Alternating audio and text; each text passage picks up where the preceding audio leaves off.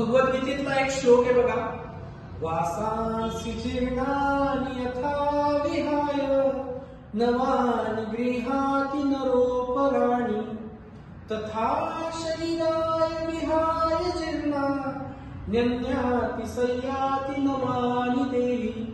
अर्थात आपले वस्त्र जुने झाले, आपले कपडे जुने झाले की आपण काय करतो, त्यांना बदलवून टाकतो, त्यांना टाकून देतो, नवीन परिधान करतो।